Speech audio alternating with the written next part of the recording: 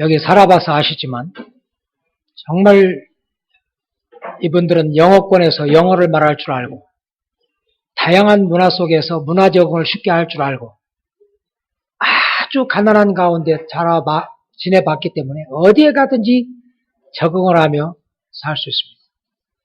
또 사람들이 어디 가나 또 이렇게 잘 어울리고 적응하고 하는 이런 장점들이 있어요. 필리핀 교회를 선교하는 교회로 세우는 방안.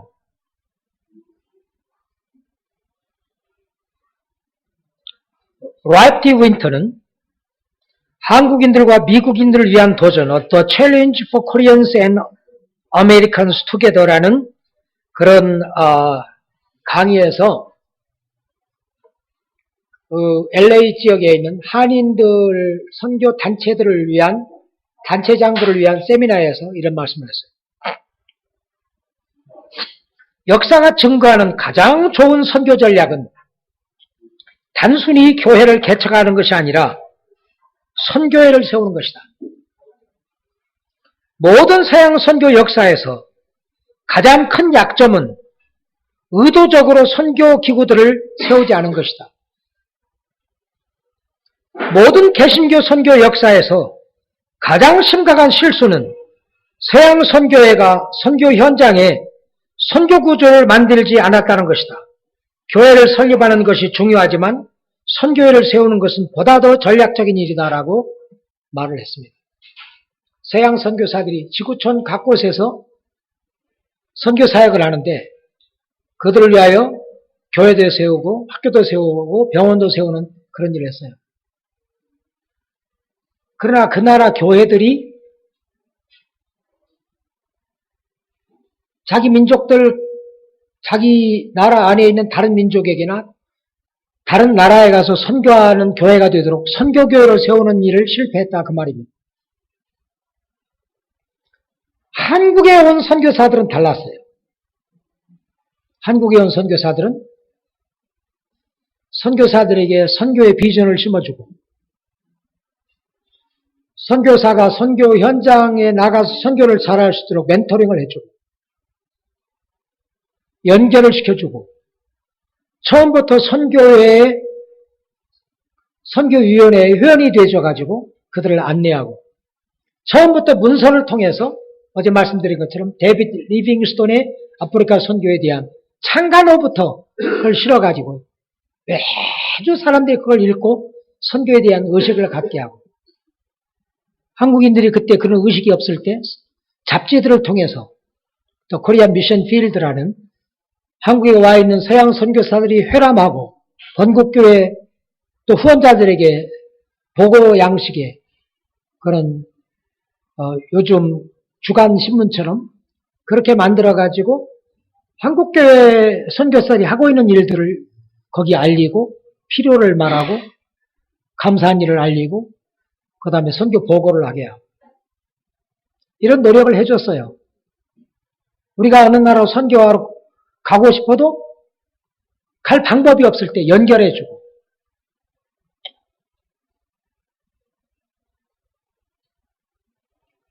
오늘날 많은 한인 선교사들이 선교지에 교회를 세우고 신학교를 세우고 교육기관을 세우는 일에 관심을 가지고 있지만 선교적 교회를 세우고 선교기관을 세우는 일들을 등한히 하고 있는 것이 사실입니다. 선교 현장에 교회를 세우는 일은 매우 중요한 일이지만 우리는 직접적이건 간접적이건 교회를 개척한 일에 참여해야 합니다. 교회 개척이 정말 중요해요. 예수님이 베드로의 신앙 고백을 듣고 나서 주는 그리스도시요 살아계신 하나님의 아들입니다 라고 고백을 할 때 그 고백을 듣자마자 내가 이 고백 위에 내가 이 반석 위에 내 교회를 세우리니 음부의 권세가 이기지 못하리라 하겠습니다. 근데 우리가 여기 알아야 돼요. 너희가 이 교회를 세우라 하지 않았어. 이 신앙 고백을 하는 자들이 모이는 곳마다 신앙 고백이 있는 곳마다 내가 내 교회를 내가 세우겠다고 그랬어. 하나님은 선교하는 하나님입니다. 모세에게도 너 가라 그러지 않았어. 아브라함에게도 아브라함에게도 너는 본토 친척 아버지 집을 따라 내가 내게 지시할 땅으로 가라. 이 시작을 누가 했냐면 하나님이 선교한 하나님이 시작했다고. 근데 모세에게도 내가 애굽에서 내 백성들이 그 간역적으로 인하여 당하는 고통을 보고 듣고 우고를 알고 내가 내려가서 내가 그들을 젖과 꿀이 흐르는 땅으로 인도하여 내려 내가 하겠다. 이게 선교하는 하나님이야. 그런데 모세야 가거라. 내가 너와 더불어 너를 통하여 하겠다고 그랬거든. 그러니까 교회 개척하는 일도 이 예수께서 해요. 고린도전서 3장 5절 6절 9절 8절 9절 쭉 보면 나는 심었고 아볼로는 물을 주었을 때 오직 하나님을 자라나게 하셨다.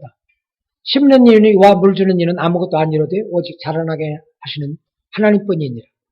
우리는 각각 일한 대로 상을 받는다. 그러니까 우리는 교회를 개척하고자 하는 예수 그리스도의 부름받은 종으로 동역자지 우리가 교회 개척의 주체는 아니야. 그러나 교회 개척이 매우 중요하기 때문에 누구보다도 예수님의 뜻을 잘 이해했던 사도들은 가는 곳마다 교회를 개척했습니다. 그래서 우리는 직접이건 간접이건 교회 개척사에게 종사하는 건 매우 중요해요. 그런데 교회를 세우는 일에만 관심 갖지 말고 현지인들이 또 교회를 세우고 다른 나라에 가서 선교하는 교회가 되도록 관심을 가져주는 것은 또 봉사를 하는 건 매우 중요하다는 겁니다. 그러나 우리는 단순히 선교 현장에 교회를 세우는 일만 하지 말고 주님과 바울의 경우처럼 선교적인 교회를 세우고 선교기관을 설립한 일에도 힘써야 할 것이다. 선교지에서 선교적 교회와 선교회를 세우는 일에 대한 성서적 관점, 선교학적 관점, 역사적 관점, 그 다음에 상황적 관점을 살펴보도록 하겠습니다. 먼저 성서적 관점, 왜 선교지에 선교회를 세워야 하느냐? 하나님의 창조 원리가 생육하고 번성하고 온 땅을 정복하고 다스리는 거예요.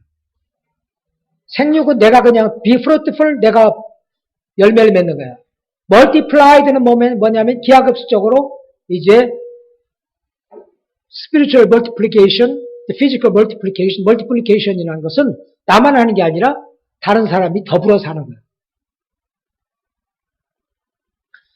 출애굽기 1장 7절에도 보면 애굽에 있는 이스라엘 백성들이 생육이 중다하고 번성하여 수가 가득하여 힘이 강대해지고 그 땅을 가득 채웠더라. For the sons of Israel were fruitful, increased greatly in number, and multiplied, became exceedingly mighty, so that the land was filled with them. 애굽에 있는 이스라엘 백성들이 생육이 중다하고 수가 많아지고 번성해지고 심리 강성해져가지고 그 땅을 가득 채웠다라 그랬어요. 그러나 이것은 나 혼자만 하면 안 되지. 예수님이 자기는 이스라엘 잃어버린 양들에게 보냄받았다고 했잖아요. 그래서 예수님의 목표하려고 한가운데 머물러 있지 않고 수많은 사람이 예수님께 와가지고 병고침도 받고 가르침도 받고 이렇게 모여왔지만 예수님은 제자들에게 내가 다른 동네에 가서도 복음을 전해야 하리니 이를 위하여 내가 보냄을 받았다. 자기 혼자 세계 복음화를 다 이룰 수 없는 걸 알고 자기는 이스라엘의 잃어버린 양들에게 이스라엘의 각 성과 촌에 두루다니며 사역을 했지만 그러나 세계 복음화를 위하여 제자들을 불러서 훈련시켜가지고 그들 하여금 하게 했듯이 우리는 결단코 우리 스스로의 힘으로 세계를 복음화할 수가 없습니다. 그렇기 때문에 현지 교회들을 선교적 교회를 세우고 선교사를 파송하는 이런 선교회들을 조직하게 하고 그들을 도와서 그들로 선교하게 하는 일을 해야 한단 말이에요. 아브라함에게도 너는 내 본토 친척 아버지 집을 떠나 내가 네게 지시할 땅으로 가라고 했습니다. 아브라함이 75세에 부름받았지만 갔어요. 그리고 그 아들 이삭, 그 다음에 야곱, 요셉, 대대로 하나님이 똑같이 나타나서 말합니다. 내가 너를 인하여 땅 위의 모든 민족이 복을 받게 한다. 그래서 이것이, 그리고 예수님도 제자들을 훈련시켜가지고 사역 계승을 하게 했어요. 재생산의 원리, 이것이 성경의 원리입니다. 선교사들은 선교 현장에서 직접 풀뿌리 사역에 종사할 뿐만 아니라 현지 교회가 선교하는 교회가 되도록, 세계 복음화의 여건이 되도록 현지인들을 개발하고 훈련하는 일, 그 선교회들을 세우는 일에 힘써야 합니다. 바울의 전략은 어땠는가?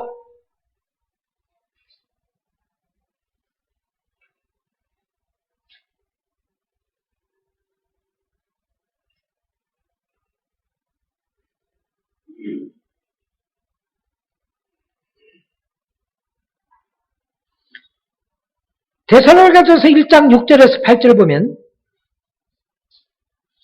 데살로니가 교회를 바울은 3주밖에 머물러지지 않았지만 선교교회를 세웠어요. 그러면 형제들아 난 너희가 택하심을 아노라. 우리의 복음이 너희에게 말로만 이룬 게 아니라 큰 권능과 성령과 큰 이런 역사하심으로 일어났다. 우리가 너희 가운데 어떠한 사람이 된 걸 너희가 봤다.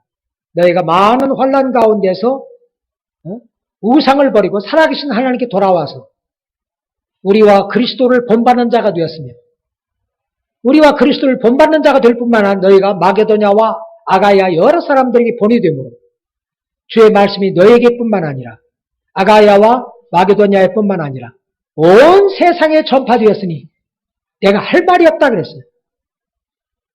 이런 교회가 오늘날은 세워질 수 없는 건가? 우리가 사도적 방법으로 한다면 불가능한 게 아니라는 거죠. 근데 이런 교회가 왜 안 세워지고 있는가? 우리들에게 문제가 있다는 거죠.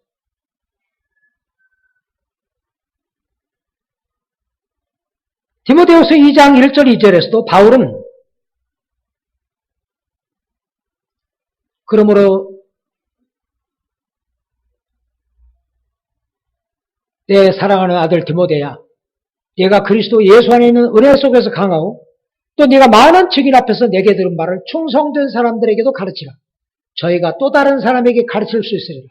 그래서 바울, 디모데, 충성된 사람, 그들이 또 다른 사람 이렇게 복음의 멀티플리케이션 사역자들의 이 재생산의 역사가 이루어져야 할 것을 말씀합니다. 또 복음은 언어와 문화가 같은 토착민들에게 의하여 효과적으로 전파될 수 있습니다. 사도행전 2장에 보면 오순절에 적어도 15개 나라에서 온 사람들이 거기에 있습니다. 리비아 사람부터 이디오피아 사람. 근데 그들은 당시에 헬라말 다 사용했어요. 무시간 어부 베드로도 헬라말로 베드로 전후서를 쓸 만큼 요즘 우리가 영어 말하듯이 필리핀 사람도 영어 말하듯이 다 했어. 그런데 오순절 성령이 임할 때 첫 번째 기적이 뭐였냐면 다 난곳방언으로 복음을 들었어. 희로애락의 감정으로. 여러분 필리핀 사람들에게 영어로 설교하면 알아듣죠? 다 알아들어. 우리는 뉴스 못 알아들어도 내가 선교사를 했을 때 필리핀 사람들은 다 알아듣더라고. 무슨 코미디가 더 들으면 필리핀 사람은 웃어. 나는 뭔 말인지 못 알아서 못 듣겠는데. 그럼에도 불구하고 따갈록으로 설교를 들어야 그 사람들은 은혜를 받고 그들의 마음의 언어를 통해서 들어야 은혜를 받습니다. 우리는 희로애락의 감정이 통하는 말로 복음을 듣고 교육이 이루어져야 돼요. 그래서 하나님은 사람들이 가장 복음을 잘 깨닫도록 하기 위하여 난곳방언으로 복음을 듣게 했어요. 그래서 우리가 선교사가 아무리 훌륭해도 현지인만 못합니다. 현지인만큼 언어 못하고 현지인만큼 문화 습득 못하고 그 현지인 지도자들을 길러내서 그들로 하게 하는 것이 내가 하는 것보다 훨씬 효과적이란 말이죠. 내가 플러신학교에 가서 한국학부를 세웠잖아요. 지금은 몇 분이 가져가셨습니다만 문학 석사학위, 대학만 졸업한 분들은 여기에 들어올 수 있어요. 신학 석사학위, 대학을 졸업했거나 심지어 MD부 한 사람도 문학 석사과정 들어올 수 있고 신학 석사과정 MD부 한 사람 들어올 수 있어요. 선교 목회학 박사는 MD부 공부한 사람 다 들어올 수 있어요. MD부 학위가 없어도 동등학위 있잖아, 동등학위. 에? 한국에서 교육부 인가가 아닐지라도 교장 인가 학위 있어 들어올 수 있어. 그리고 선교학 박사는 MA 과정이나 THM 과정을 선교학을 한 사람들이 들어올 수 있어. 그런데 제가 필리핀에 있을 때 필리핀에서 나보다 더 잘하는 사람이 있었지. 배성호 목사 같은 사람 나보다 더 잘했어. 겸손히 내가 인정을 하자면. 나는 나대는 사람이고 그분은 조용한 사람이니까 사람들이 내가 제일 잘한 줄 알았어. 근데 아니야. 배성호 목사 정말 잘해. 필리핀에서 따갈록으로 설교할 수 있는 사람 몇 사람 안 됐습니다. 수백 명 중에 10사람도 안 됐었어, 당시에. 배성호 목사, 김유순 목사 잘했고, 배성호 목사 제일 잘하는 사람 중에 하나였고. 내가 필리핀을 떠날 때 따갈록 좀 팔고 가라고. 너무 아깝다고. 크고 작은 모임에 제가 영어 통역 다 했어. 한국말로 설교한 걸 영어로나 따갈록이나 따갈록으로 설교한 걸 영어로나 한국말로나 영어로 설교하면 영어나 따갈록이나 한국말로나 간판 통역했어. 그런데 통역은 성경에 대한 걸 얘기하기 때문에 쉬워. 학문은 무슨 이노베이션, 무슨 어드보케이트, 에틱, 에믹, 내가 옛날에 한국에서 철학 공부할 때도 임마누엘 칸트의 형이상학, 형이하, 이 얘기하면 못 알아듣겠더라고. 나는 한국 국어도 낚시당한 사람이거든. 한국 사람이. 그런데 내가 영어 잘하는 줄 알았어. BTS 내가 영어로 교수 사역을 했잖아요. 응? 근데 나 같은 사람도 엄청 영어를 못 알아들어가지고 애꿎은 허벅지 엄청 꼬집어서 안 졸려고. 질문도 잘 안 되고 디스커션도 안 되는 거야, 영어로. 여기서는 그냥 편하게 했지만 세계 각국에서 온 사람들한테 김효수 목사님 얘기한 것처럼 색깔에서 관말이 나타나고 영어 그냥 괜히 주눅 들고. 내가 겸손히 나 같은 사람이 대학 1학년 때부터 영어를 했고 한국을 떠나기 전에 40여 차례 통역을 했고 10나라에서 온 사람 저거.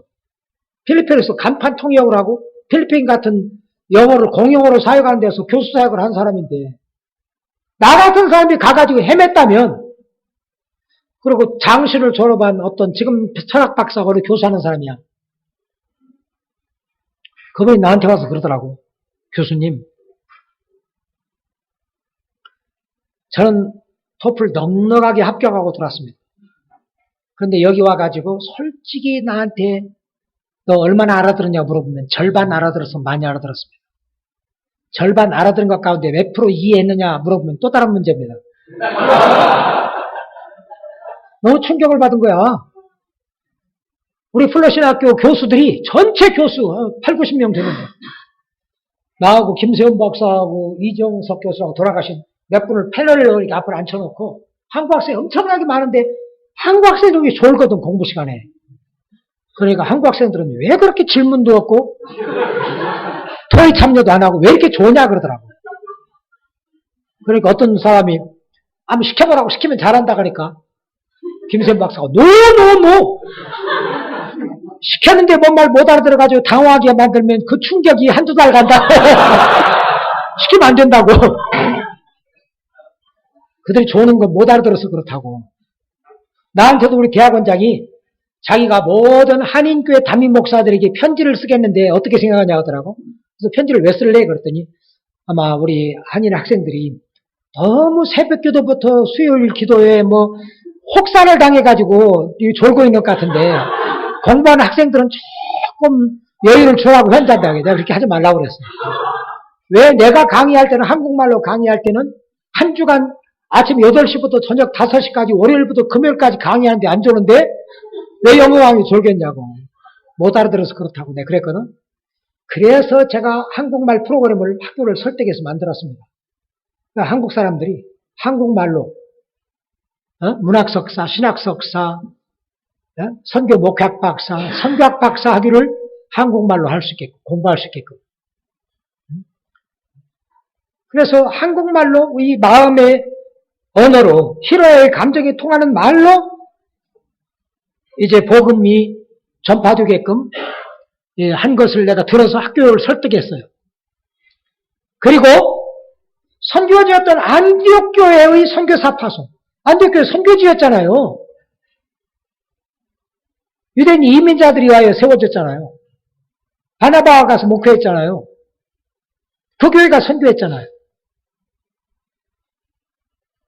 그리고 가난한 현지인들도 선교사에게 참여할 수 있는 기회를 줘야 합니다. 빌립보서 4장 15절 19절 보면 빌립보 교인들이 굉장히 가난했어요. 많은 환난 가운데서 극한 가난이 너희의 연보를 넘치게 했는데 빌립보 4장 19절에 나의 하나님이 그리스도 예수 안에서 영광 가운데 그 풍성한 대로 너희의 모든 쓸 것을 체험하를 누구에게 약속한 거냐면 빌립보 교인들에게 약속한 거예요. 바울이 너희의 준 것을 받음으로 내가 풍족하니 이는 하나님을 기쁘시게 한 것이고 하나님께 향기로운 제물이다 그랬어. 하나님이 너희를 그리스도 예수 안에서 풍성한 대로 너희 모든 쓸 것을 채워줄 거다. 빌립보 교회 가난해도 선교했어. 필리핀 교회 선교 못한다고 하지 마세요. 다 할 수 있습니다. 그 다음에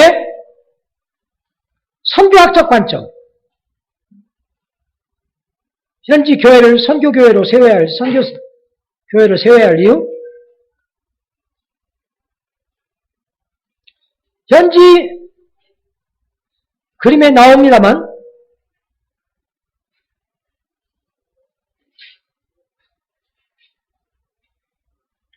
이것은 해럴드 풀러라는 SIM 선교사가 처음 얘기한 건데 라티 윈터가 발전된 내용입니다. 이건 유명한 얘기예요.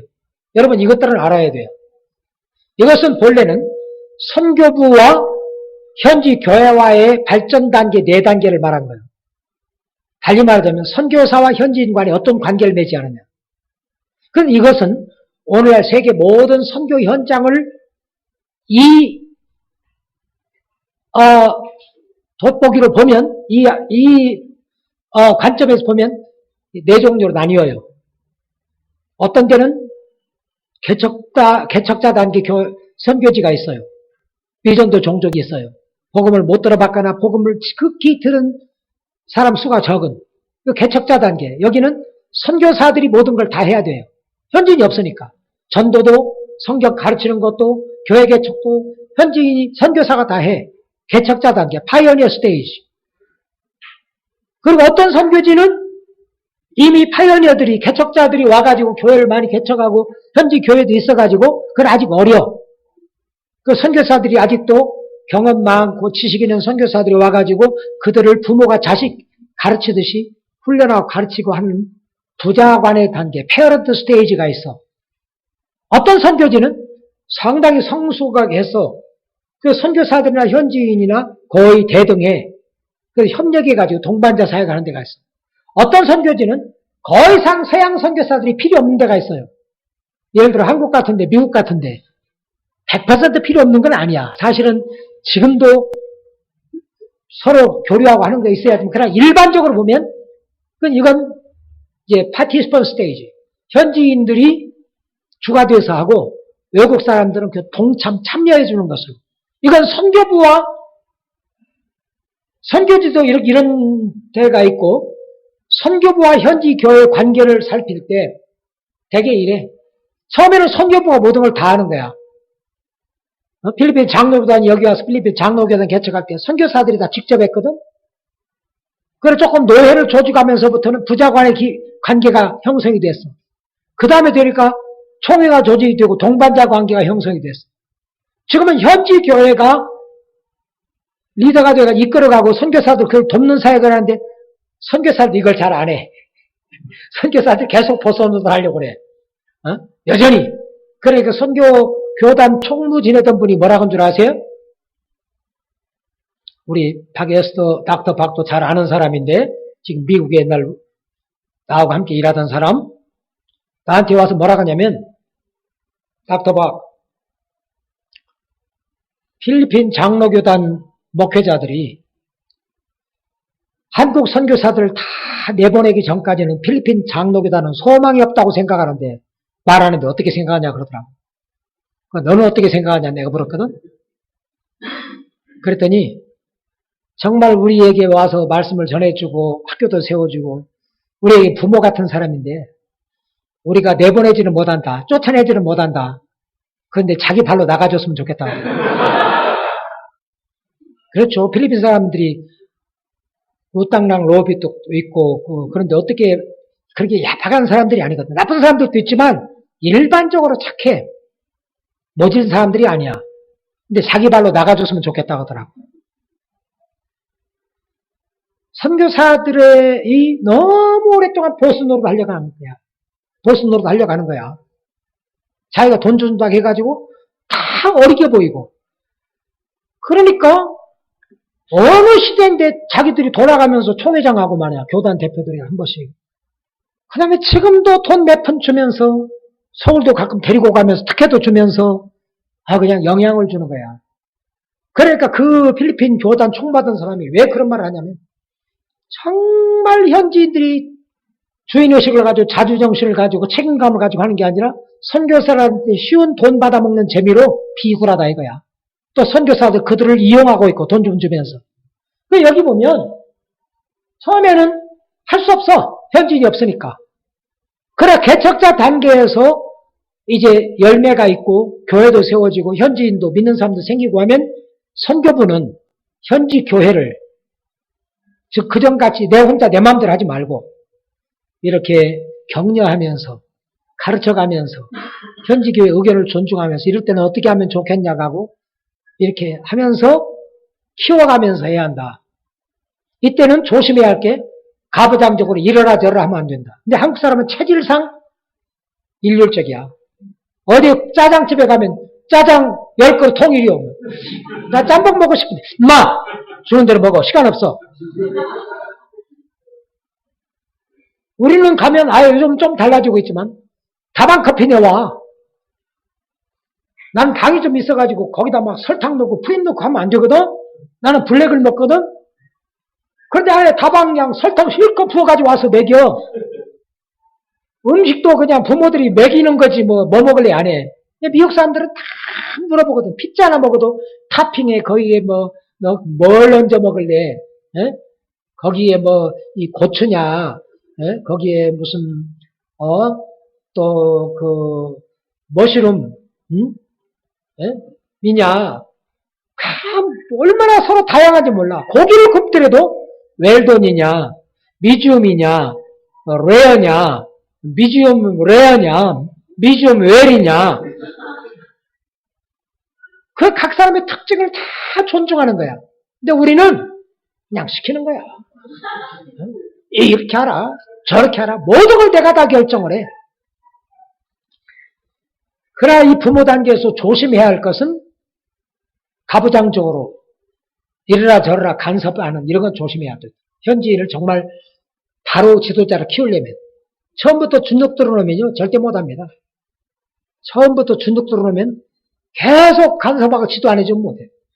그 다음에는 동반자 단계에 들어드는데 동반자 단계 똑같이 성숙해서 서로 존중하면서 하는 거예요. 역할을 관리하는 거예요.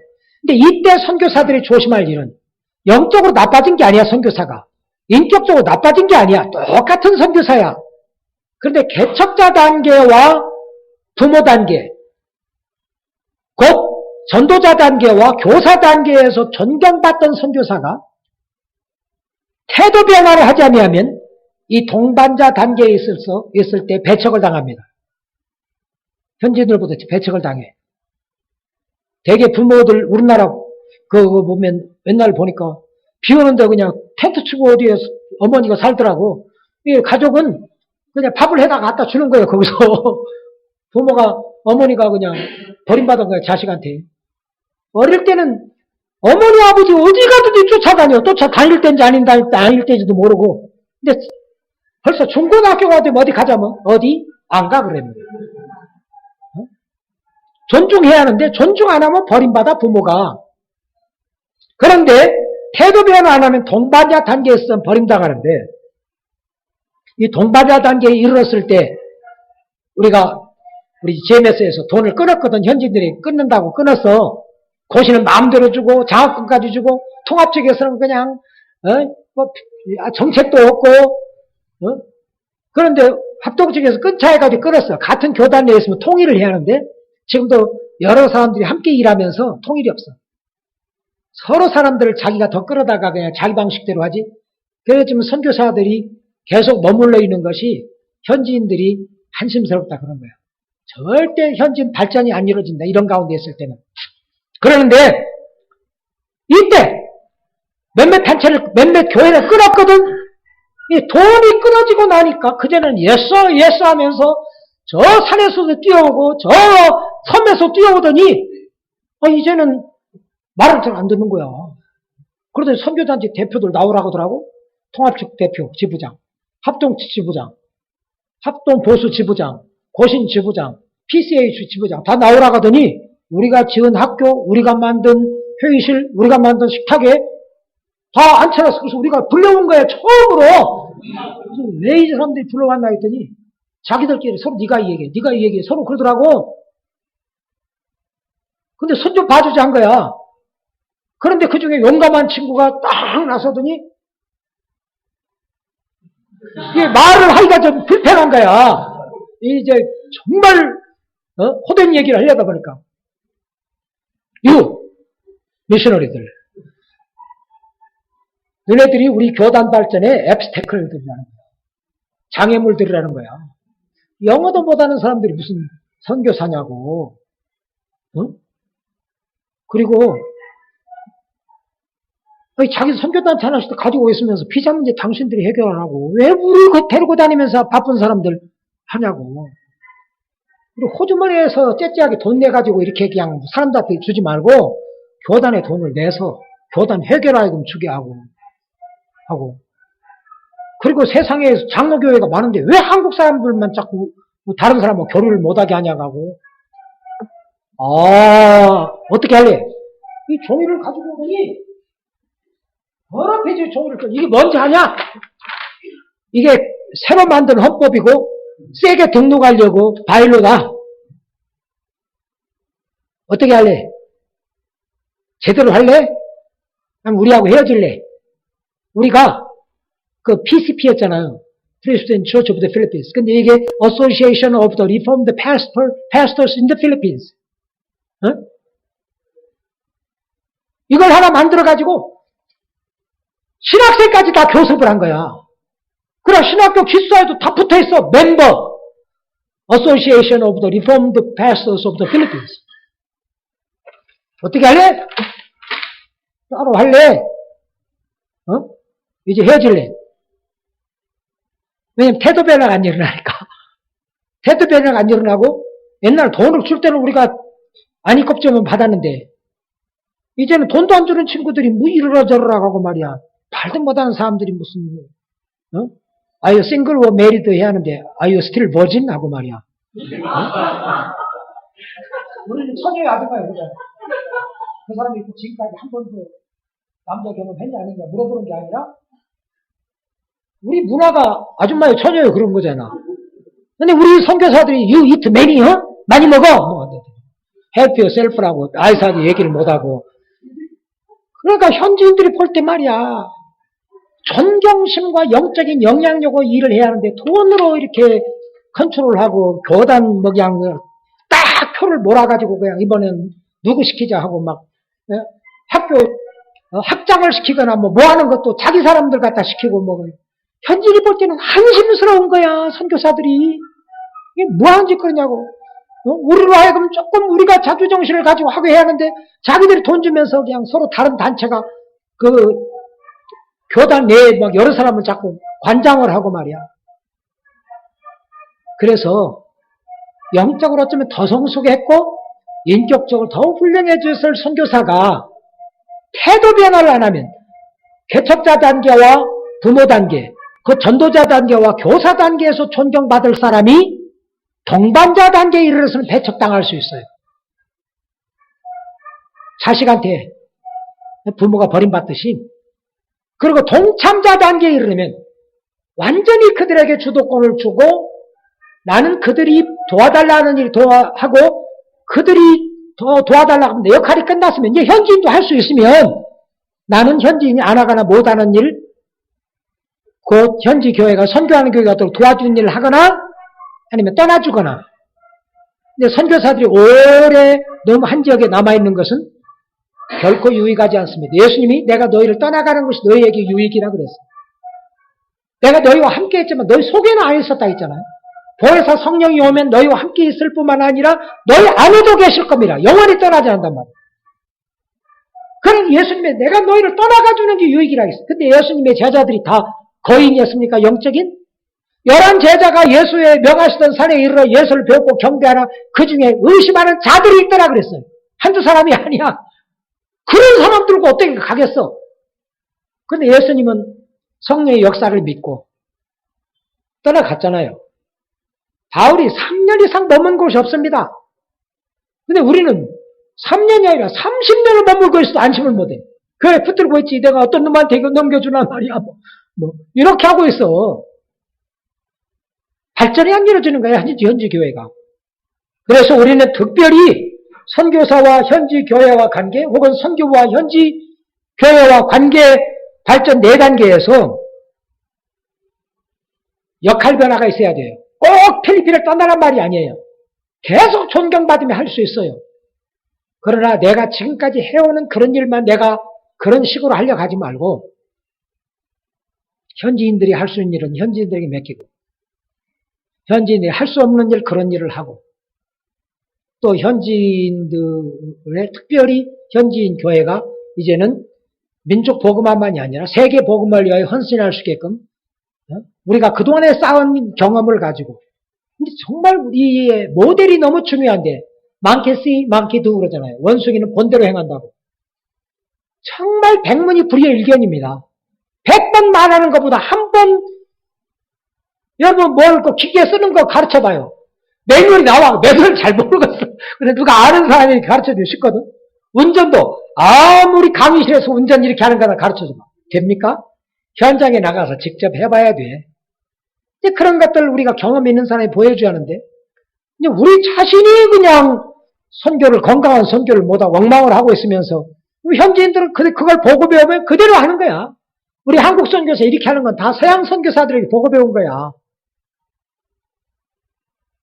이게 선교의 현지 교회를 선교하는 교회를 세워야 할 선교학적 관점, 역사적 관점. 서양 선교의 역사가 보여준 교훈입니다. 첫째. 한국에 와 이제 허더슨 테일러에 의해 아까 말씀드렸던 것처럼 훌륭한 선교사였어요. 그런데 이 사람은 18개의 선교단체를 세웠는데 중국 교회를 위한 선교단체를 하나도 안 세웠어. 다 자기들만 선교하는 줄 알았다고. 알렉산더 로드스라는 이 베트남 주재 선교사, 천주교. 이 사람은 정말 현지인 교회들을 이렇게 선교하는 교회가 되도록 선교적 책임을 가르쳤어요. 기독교 선교연맹도 현지인들을 그래서 베트남에서는 제일 큰 단체가 CNM 외교단입니다. 그리고 SIM 나이지리아는 아프리카 사람들, 나이지리아 사람들에게 선교학교, 신학교 때부터 선교적 사명을 가르치고 훈련하고 에쿠아라는 교단을 만들고 나이지리아의 선교단체를 세워서 나이지리아 교회가 수천 명의 선교사들을 보냈습니다. 밖으로. 이게 선교사의 역할이에요. 그리고 역사적 관점 중에 한국교회 역사가 보여주는 교훈이 뭐냐? 존 로스가 한국에 들어오지 못했어요. 만주에 있었어요. 그러나 만주를 드나드는 상인들에게 복음을 전하고 성경을 번역하고 그들을 격려해가지고 그들을 내보내가지고 그들이 한국에 와서 복음을 전하겠어요. 그 사람의 영향으로 언더우드가 왔을 때 많은 신자들이 있었어요. 그래서 언더우드는 세례를 베풀거나 그들을 교회에 조직할 때 조직원으로 세우고 했거든. 그 다음에 이기풍 목사가 제주도 선교 가려간 건 이기풍 목사님의 고유의 생각이 아니라 그의 사모, 유남의 사모가 그리암 리 집에서 양녀로 있을 때 서양 선교사들이 제주도 선교에 대한 얘기하는 것을 그는 어깨너머로 듣고 선교에 대한 비전을 가지고 나간 거예요. 그리고 이기풍 목사님 떠나기 전에 또 선교지 했을 때 멘토링 해준 분이 바로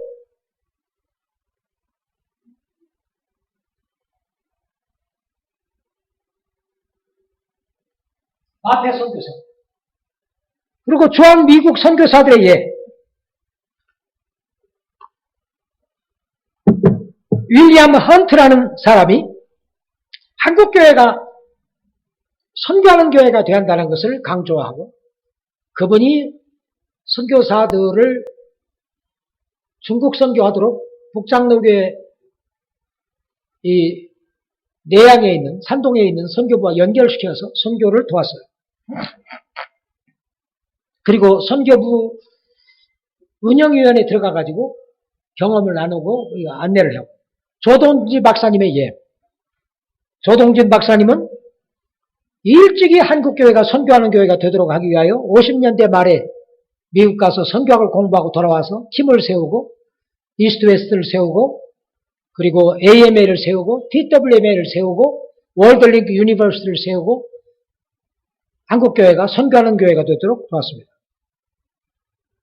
그 다음에 한인 선교단체들의 예, 오늘날 GP 선교사들이라든지 또 바울 선교회 선교사들이라든지 민다나오의 GMS 선교사들이라든지 이런 분들은 현지인들에게 선교 도전하고 현지인들을 선교 일꾼으로 훈련하고 그 다음에 이들을 다른 나라에 있는 GMS 선교사들에게 연결을 시켜주고 거기서 나름대로 은사를 따라 일하게 하고 부분적으로 선교비를 지원도 해주고 이렇게 하고 있어요.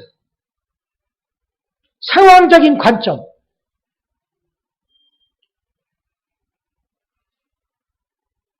세계 복음화를 위해서는 모든 민족교회가 함께 참여를 해야 합니다. 5대양 6대주에 있는 교회가 참여를 해야 전면전을 해야지 일방적으로는 안 돼요. 연합군을 만들어야 돼요. 그 다음에 현지 교회가 선교하는 교회가 되지 않으면 성숙한 교회라고 말할 수가 없습니다. 그렇죠? 진정으로 우리가 전도하는 교회, 주는 교회 되지 않으면 결단코 건강한 교회라고 할 수 없어요. 그 다음에 현지 교회가 선교교회로 세워지면 역동적인 교회가 되면 제도화되는 교회가 제도화되는 걸 방지할 수 있습니다. 그래서 우리나라가 어떻게 교회 성장 과정에 있어서 제주도 선교하고 러시아 시베리아 블라디보스톡 선교하고 산동성 선교하고 일본 선교하고 선교하면서 얼마나 우리 교회가 활활 자존감을 가지고 열정을 가지고 교회가 성장해 가는지 몰라요. 그 다음에 모든 민족이 선교에 참여함으로 책임감 있는 우주적인 교회의 일원이 될 수 있습니다. 그리고 모든 민족교회가 선교운동에 참여할 때 언어와 문화가 비슷한 다른 민족들을 효과적으로 복음할 수가 있습니다. 세계 복음화는 교회가 어떤 값을 지불하고라도 반드시 성취해야 할 그리스도의 대위임령입니다. 그러나 아직도 수많은 민족의 교회가 세계 선교운동에 참여하지 않고 있습니다. 이런 현상은 부분적으로는 선교사들의 잘못된 생각에서 기인된 것입니다. 선교사는 선교 현장에서 사역하는 동안 그리고 선교 현장을 떠나서도 현지 교회가 선교하는 교회가 되도록 선교적 교회를 세우고 토착 선교회의 설립을 도와줘야 합니다. 교회를 개척하고 교육기관들을 세우는 일이 중요하지만 랄프 윈터가 주장하는 것처럼 선교사들은 현지에 선교하는 교회와 토착교회가 설립되도록 도와야 합니다. 이것이 성경이 가르치는 내용입니다. 그럼 어떻게 할 수 있는가? 선교사 자신이 영적 재생산과 사명 계승이 세계복음화의 해답임을 믿어야 합니다. 선교사가 이런 필요와 확신을 갖지 않으면 이런 일을 안 해요. 그 영적 재생산, 현지교회를 선교교회를 세워야 세계복음화 가능하다. 이걸 믿어야 하지. 그렇지 않으면 이런 일에 종사하지 않는단 말이에요. 그 다음에 현지 교회가 선교적 교회가 되도록 현지 선교회가 생기기를 위해서 기도해야 합니다. 기도 없이는 뭐가 안 돼요. 하나님이 일하시도록.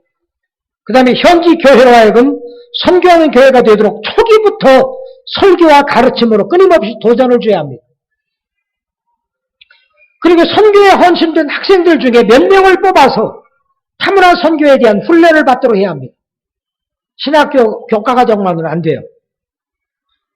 그리고 탐문학권 훈련을 받은 이들을 중심으로 탐문학권 훈련센터를 설립을 해야 돼요. 그리고 탐문학권 선교훈련센터의 훈련생들에게 국내와 해외 단기 선교의 기회를 줍니다. 선교지에 가기 전에 단기 선교 가보면 외국에서의 탐문학권 사역이 어떤 것인가를 이해하고 내가 과연 부름 받았는가도 확인도 할 겸 이것이 필요합니다. 그 다음에 선교회를 조직하도록 격려하고 조직 또한 현지인 교회가 주도하도록 또 리더십 또한 현지인이 맡도록 해야 합니다. 그리고 선교대회를 개최해서 후원을 작정하게 해야 돼요. 이런 것들은 현지인이 별로 못해. 여러분이 현지 교회를 위한 선교대회도 하고 선교 지도자들을 초청해서 선교 도전도 하고 헌신도 하게 하고 헌금 작정헌금도 하게 하고 이런 일을 해야 한단 말이에요. 먼저 나라 안에 복음이 전해지지 않은 다른 부족에게 선교사를 파송합니다. 쉬운 건. 이건 뭐 비자도 필요 없고 그 다음에 주위 나라에 활동하고 있는 선교단체 및 교회와 협의해서 파트너십 관계를 형성해야 합니다. 그 다음에 주위에 있는 나라에 선교사를 파송하게 해야 합니다. 그리고 다른 대륙에도 선교사를 파송해야 합니다. 자, 필리핀 교회를 선교하는 교회로 세워야 할 성경적 관점, 선교학적 관점, 역사적 관점, 상황적 관점, 그리고 구체적으로 현지 교회를 선교하는 교회로 세우기 위해서는 어떻게 할 건가 말씀드렸습니다. 자, 한 30분 남았는데 아침 시간